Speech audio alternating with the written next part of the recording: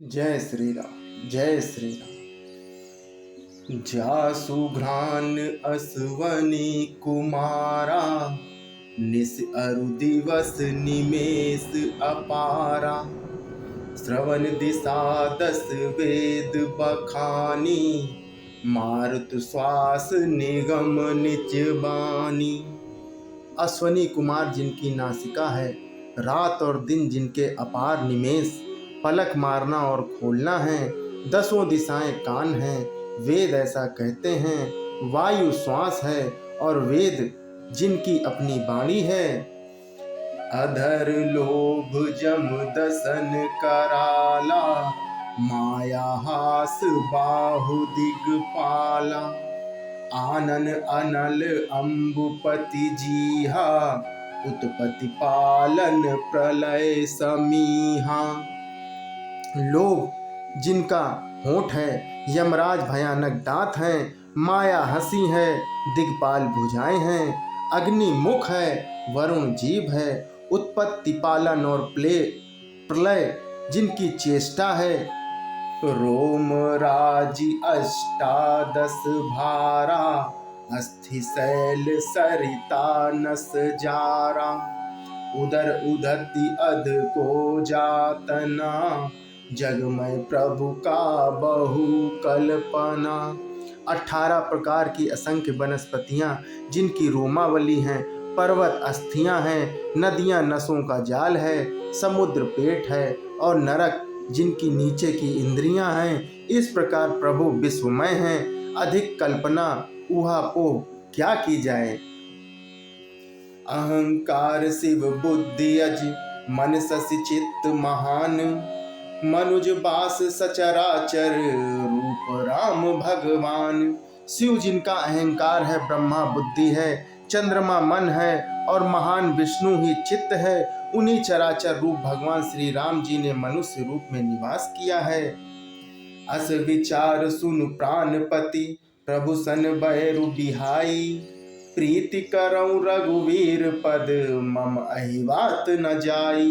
हे प्राणपति सुनिए, ऐसा विचार कर प्रभु से वैर छोड़कर श्री रघुवीर के चरणों में प्रेम कीजिए, जिससे मेरा सुहाग ना जाए। बिहसा नारी वचन सुनि काना, अहो मोह महिमा बलवाना। नारी स्वभाव सत्य सब कही है, अवगुण 8 सदा उर रही है।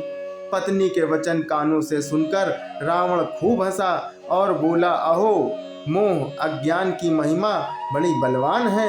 स्त्री का स्वभाव सब सत्य ही कहते हैं कि उसके हृदय में 8 अवगुण सदा रहते हैं। साहस अनृत चपलता माया, भय अविवेक असौच अदाया। रिपुकर रूप सकल तय गावा, अति विशाल भय मोहि सुनावा। साहस, झूठ, चंचलता, छल, डरपोकपन, मूर्खता, अपवित्रता और निर्दयता। तूने शत्रु का समग्र विराट रूप गाया और मुझे उसका बड़ा भारी भय सुनाया। सो सब प्रिया सहज बस मोरे, समुझ परा प्रसाद अब तोरे। जान्यू प्रिया तोरी चतुराई, एहि विधि कहूँ मोर प्रभुताई। हे प्रिय, वह सब या चराचर विश्व तो स्वभाव से ही मेरे बस में है। तेरी कृपा से मुझे यह अब समझ पड़ा है कि हे प्रिय, तेरी चतुराई में जान गया। तू इस प्रकार इसी बहाने मेरी प्रभुता का बखान कर रही है। तब बत कहीं गूढ़ मृग लोचनी, समुझत सुखद सुनत भय मोचनी। मंदोदरी मन महुअस ठैयौ, पिहै काल बसमति भ्रम भैयौ। हे मृगनैनी, तेरी बातें बड़ी रहस्य भरी हैं, समझने पर सुख देने वाली और सुनने से भय छुड़ाने वाली हैं। मंदोदरी ने मन में ऐसा निश्चय कर लिया कि पति को काल बसमति भ्रम हो गया। एहि विधि करत विनोद बहु, प्रात प्रगट 10 कंध। सहज असंक लंकपति, सभा गयो मत अंध। इस प्रकार अज्ञानवश बहुत से विनोद करते हुए रावण को सवेरा हो गया। तब स्वभाव से ही निडर और घमंड में अंधा लंकापति सभा में गया। फूलई फरई न बेत जदपि सुधा बर सही जलद, मूरख हृदय न चेत जो गुरु मिले हैं विरंचि सम। यद्यपि बादल अमृत सा जल बरसाते हैं तो भी बेत फूलता फलता नहीं है, इस प्रकार चाहे ब्रह्मा के समान भी ज्ञानी गुरु मिले तो भी मूर्ख के हृदय में ज्ञान नहीं होता है। यहाँ प्रात जागए रघुराई, पूछा मत सब सचिव बोलाई, कहियो बेगी का करऊं उपाई, जामवंत कहे पद सिरुनाई।